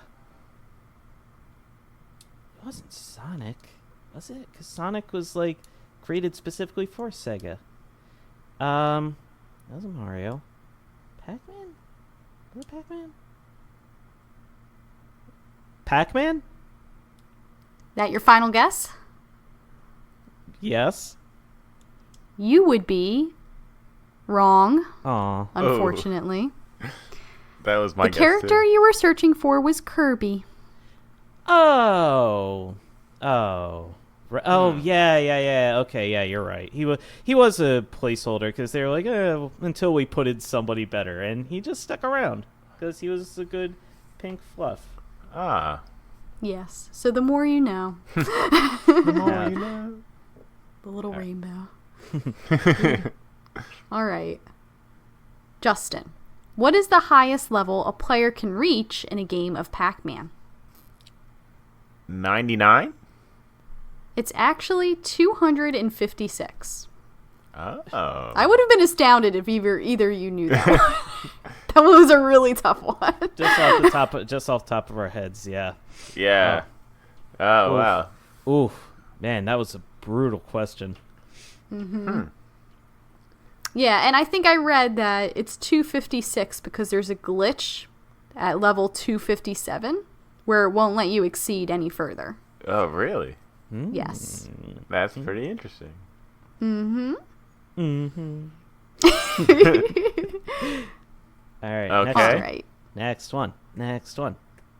Besides Sonic, what other Sega character was a playable character in Super Smash Bros. 4? In Super Smash Bros. 4? Yes. What other Sega character? Sega.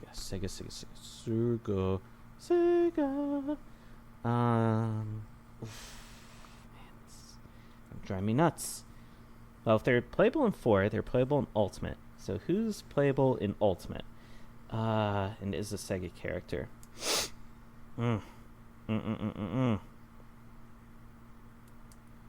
not Tails. It should be Tails. All right, your minute's up. Give it a guess. That was a very quick minute.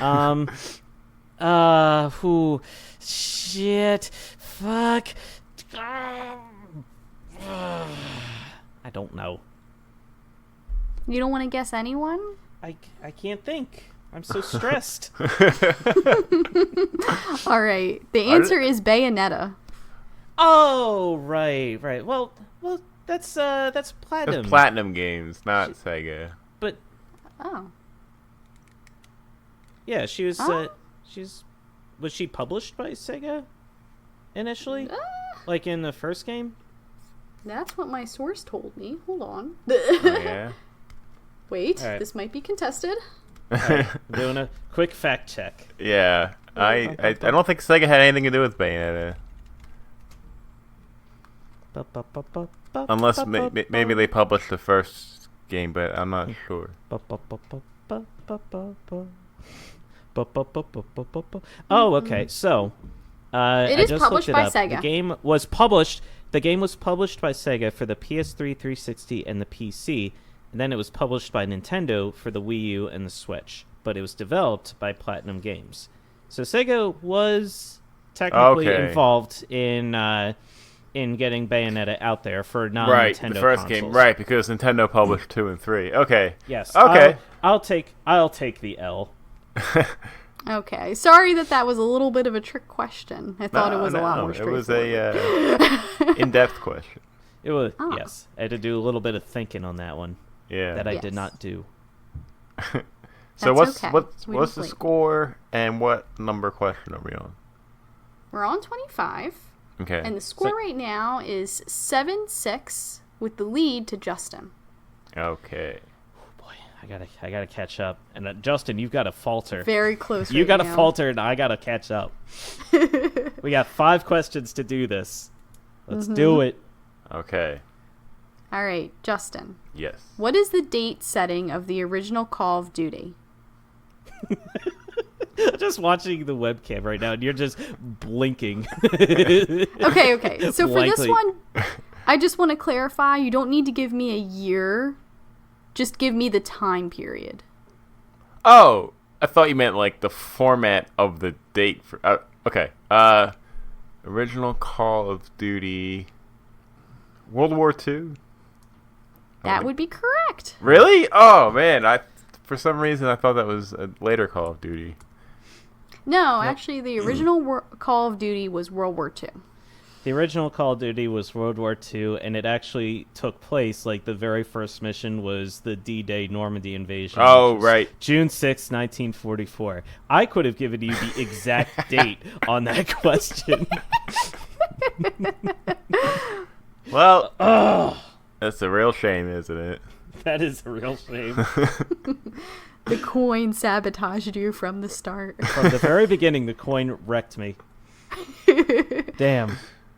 All right, you might be able to get this one, Chris. I hope. I think you will. Let's see. The Nintendo Game Boy utilized what display system? So, what display system, as in their screen?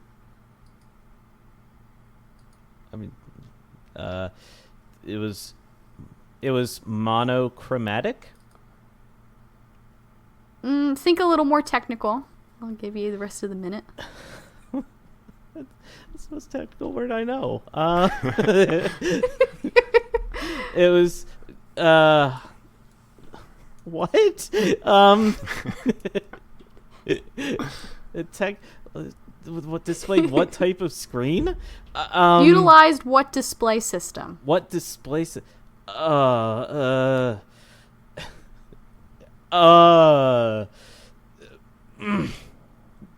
Monochromatic. All right.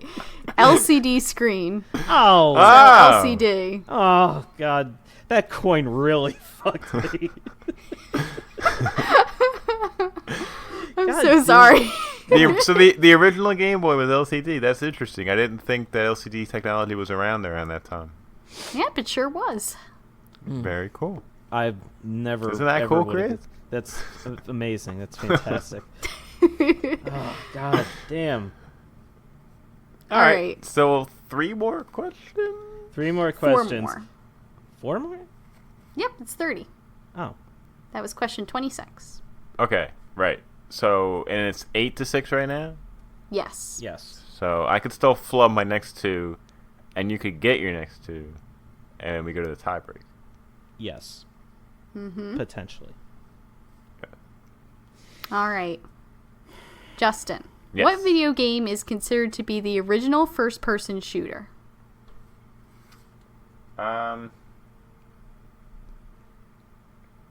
Okay. This is tough because it is between Doom and Wolfenstein, and I need to remember which one came out first. I only have a minute here. I want to go with Doom. And unfortunately, it was Wolfenstein. Ah! Bob and I used to play Wolfenstein a lot when it first came out. Wolfenstein's a good game. Yeah, womp. Womp womp. Womp, womp, womp. I remember Alright. our computers in grade school for some reason had Doom on them, and the kids would just play Doom. And That seems wildly inappropriate. yeah, I'm not sure how that happened, but it did. And I remember that's my first intro to Doom was watching some of the kids play it. Nice. It's pretty badass. That's very cool. Yep. What you learned today at school, Billy? Rip it. All right, Chris, you're still alive, unfortunately. Yep, you're still alive. All right, Chris. How many different shapes of 4 connected blocks are there in Tetris? Ooh. It's a great question. I think, if I remember right, I think there's 7. I think there's 7 different combos. And that would actually be correct. Ooh. Yeah. All right. All right, it's 8-7. Oh, man. Well, I don't like how close this is getting. Well, it's 8-7, so there's 2 more questions, right? That means Yes. Justin has to. If Justin flubs this, then I have to get my question. If Justin gets this, then he wins. Yes. So So even it's if a very big question. yeah, so Justin, even if you flub this, you're not it's not lost. Right. You could still get to the tiebreaker. Yeah. Oh, boy. All right. 29. Approximately how many PS4s were sold at the beginning of 2019?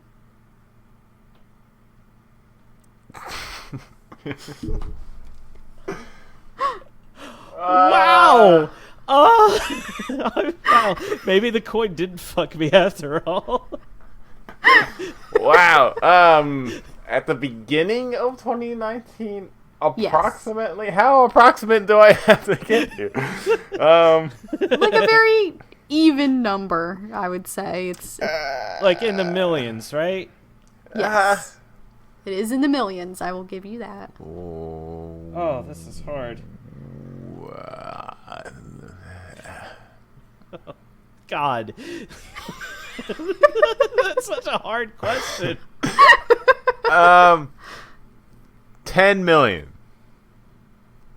Is that your final answer? Yes. Okay. Justin? Uh-huh. It was 100 million. Wow. So this, so it was by 2019, right? How No, many- it Oh. sold at the beginning of 2019. You mean total? Like, No, it's not like the full year 2019. It's the very start of 2019 when the PS4 came out. It sold so you're 100 million. Oh, so you're talking about like lifetime sales up to 2019? I thought you meant like in the first quarter of 20. It wouldn't matter. I wouldn't have gotten it anyway. Oh, okay. So basically, what you're saying is, since He's wrong. That's the gist of it. Is you're wrong. The PS4 hit 100 million sales in 2019. You know what? Let me fact check this one just to be Yeah. sure. Because the PS4 came out in 2014? Yeah, 2014 sounds right. Yeah. So, Justin, you were right. It's actually lifetime sales up to 2019. Okay. So well, it wasn't the quarter, it was the full. So I would say that was probably a misleading question. but what to do be you guys fully wanna do? Fair, even if I thought the question was what you said or what it was, I still would have gotten it wrong because I would not have guessed 100 million. So we'll just say it was wrong. And for the suspense of the game, to give Chris an opportunity to tie it and take us into the tiebreaker. Oh man, ball's 100% right. in my court now. Great, awesome. That's exactly what I wanted when we first started. That's fantastic. Great, cool. All right, Chris. Question comes down to you. Okay, cool. Are you ready? Yeah. Founded in 1889, Nintendo founded a business making what? This was trading cards. They were founded making trading cards. And we've officially tied it up. Yeah. I knew that one. Okay. Whoo! Wow. Wow. Okay, so at the end of 30 questions, the score is 8-8. Yes. That was a brutal quiz. All right, We got, what, 53% right or 55% right? So something like that. I think that's being generous. That's being generous. That was brutally hard. Okay, so now we have the tiebreaker question. So now, Okay. the way this works is it is a question for the both of us, Justin. Mm-hmm. To answer the question, you have to say ding to ring in to answer the question first. And then from there, how much time do you have once you say ding to answer the question? A minute. Okay. All right, so you got a full minute after you say ding to answer the question. Now, if the person gets it wrong, can the other person steal? I would assume. Yes. That's how it yeah, works, if you get the answer wrong, the other person can give it a guess. Okay. And I'll say whoever I feel got the ding first. So if, let's say you both ring in and I say, oh, it's Justin. Yes. Okay. You'll know to go, and that's when your full minute starts. Yeah, this is Alaina's judgment call. Fair enough. Okay. So, you guys ready? Ready as we'll ever be. I'm so All ready. coming down to this. Oh, boy. Oh, the tension. You cut it with a knife. All right. The tiebreaker question to win it all. Which Legend of Zelda features appearances from both Kirby and Yoshi? Ding. What is it, Justin? No. Get it It's wrong. Link's Awakening. No! Get it wrong! That would be wrong. What? What? Okay, Chris gets a guess. Wait, from Kirby and Yoshi? Yes. Okay, so it's not Link's Awakening. Kirby and Yoshi. Is it Oracle of Ages? Nope. Back to Justin. Oh boy, we're gonna do this for every Zelda game. Is this what we're Someone's doing? gonna get it. It's gotta be one. It's definitely not like a mainline console one. I'm thinking it has to be. Why am I explaining my thought process? Because Chris can guess if I get it wrong. What's the one? Phantom Hourglass with DS? Unfortunately not. Back over to Chris. Minish Cap. Wrong. Back over to Justin. This is sad. I was so sure you had it with Link's Awakening. That would have been my guess too. There's only so many Zelda games. It's very true. I don't remember Kirby in any. Spirit Tracks. That would be incorrect. God, just strike me down. All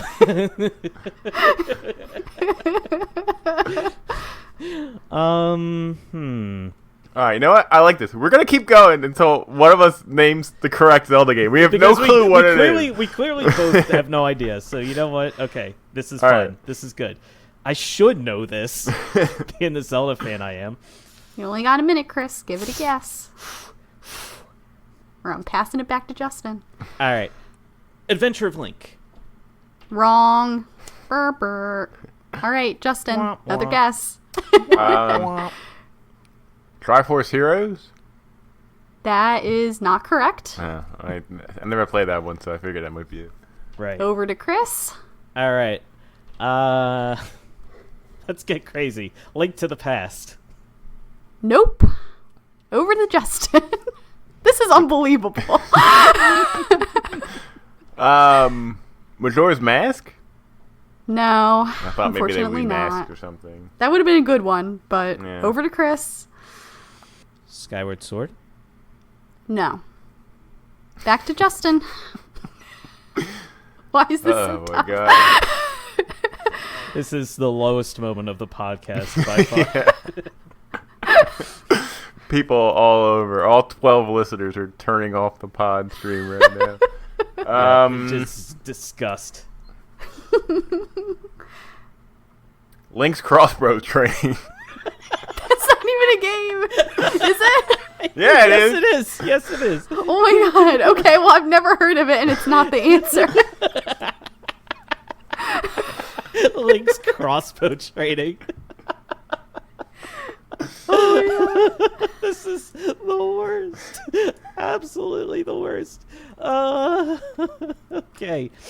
Oh boy. Oh boy. I'm trying to think. So enemies from Kirby and Yoshi. No, Kirby and Yoshi. That's There what are I'm saying. appearances from both Kirby and Yoshi. Oh, there's appearances from Kirby and Yoshi. Yes. And it really wasn't Link's Awakening? Nope. Oh, I know there's a Yoshi doll. There is a Yoshi doll, yeah, in Link's Awakening. I don't remember Kirby, though.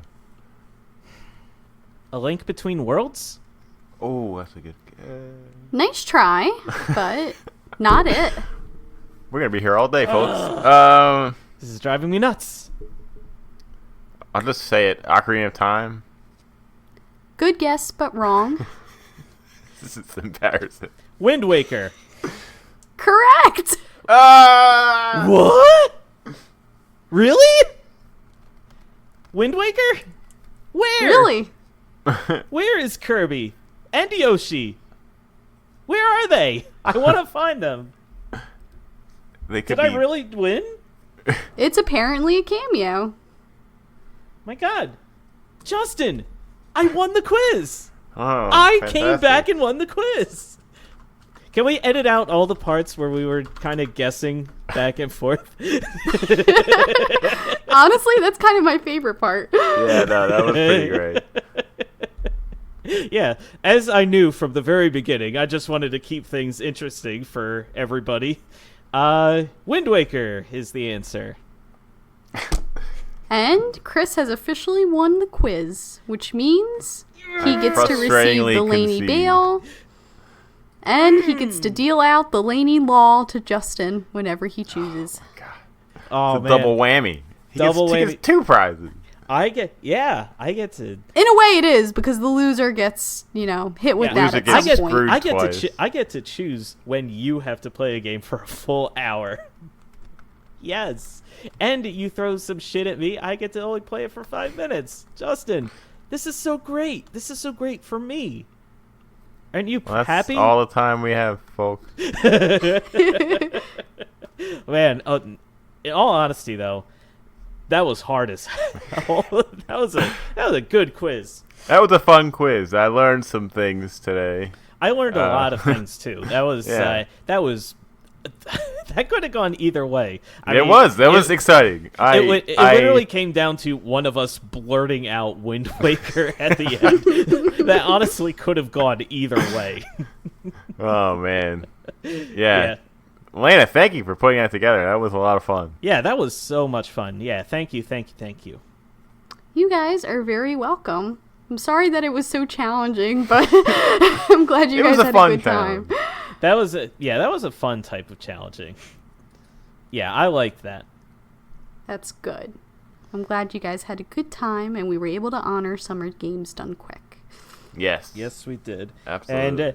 And in the spirit of Summer Games Done Quick, the loser of this quiz will be matching the total donations of Summer Games Done Quick to Doctors Without Borders. So, Justin, get out your checkbook, and I think that's a little over $3 million to Doctors Without Borders.